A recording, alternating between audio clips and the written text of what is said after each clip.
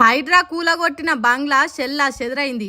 పక్క కుర్చీలు, కూలర్లు, టెంటు సామాన్లు, ఇంటి సామాన్లు, బల్లలు, మంచాలు, ఫర్నిచరు, పాత ఇనుప సామాన్ మొత్తం షెల్లా చెదరైంది.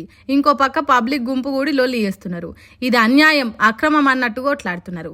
ఏ టైంకు హైడ్రా ఆఫీసర్లు వచ్చి కూలగొట్టుడు చురువు చేసిండ్రో తెలియదు గాని అంత వచ్చే వరకే ఇగో గిట్లా అయిందట.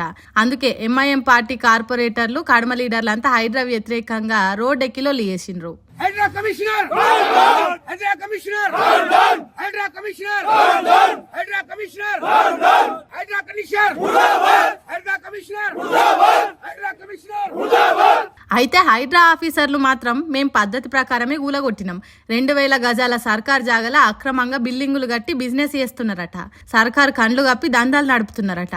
మరి ఎవరన్నా కాగితం రాసి కంప్లైంట్ ఇచ్చిండ్రో లేకపోతే అన్యాయంగా ఆక్రమించి కోట్ల విలువ చేసే భూమిని దక్కించుకునే ఉపాయాన్ని ఆఫీసర్లే పసిగట్టిండ్రో తెలియదు గాని ఇగో గిట్ల సర్కార్ భూమిలో వేసిన ఇండ్లను కూలగొట్టిండ్రు.